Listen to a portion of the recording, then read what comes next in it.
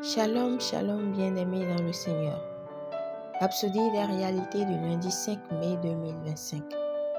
Pasteur Chris partage avec nous sur le thème « Rendez votre évangélisation concluante ». Alléluia. Notre verset d'ouverture est tiré de 1 Pierre 2, versets 2 à 3. Désirez comme des enfants nouveau-nés, le lait spirituel et pur, afin que, par lui, vous croissiez pour le salut, si vous avez goûté que le Seigneur est bon. Gloire à Dieu. Lorsque vous conduisez des personnes à Christ pour qu'elles reçoivent le salut, à ce moment-là, elles sont encore des bébés spirituels qui doivent commencer à apprendre la parole de Dieu. La parole de Dieu est la nourriture de l'esprit humain. C'est le seul matériau qui garantit la croissance spirituelle. Par conséquent, on doit enseigner la parole aux nouveaux convertis et leur donner l'opportunité d'apprendre la parole de Dieu. Alléluia. C'est là que la fréquentation de l'Église joue un rôle clé.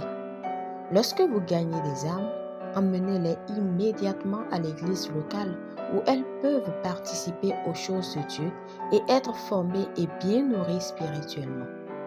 Lorsque vous ne les emmenez pas à l'Église, vous êtes comme une femme qui donne naissance à un bébé, le laisse à la maternité de l'hôpital et rentre chez elle.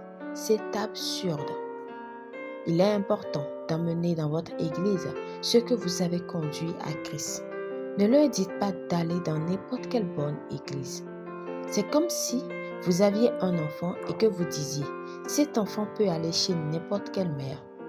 Au lieu de cela, emmenez-les dans l'église où vous êtes. Si les personnes ont cru à votre message sur Jésus, elles doivent savoir d'où vous venez. Gloire à Dieu.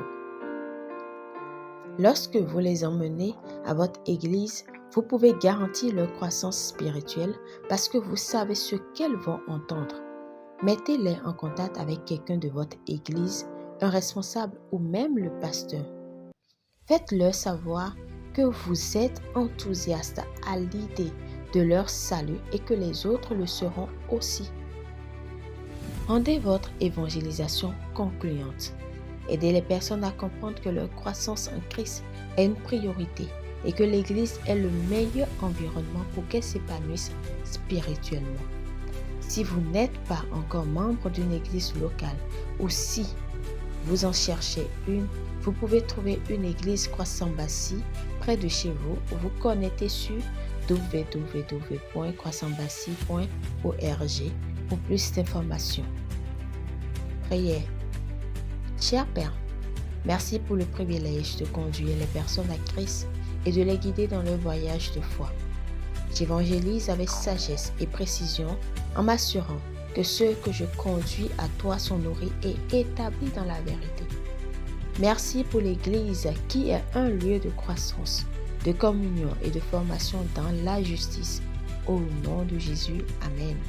Pour une étude approfondie, nous lisons Actes 2, versets 41 à 47, Éphésiens 4, versets 11 à 12, Hébreux 10, verset 25. La bonne marche avec Dieu commence par la nouvelle naissance.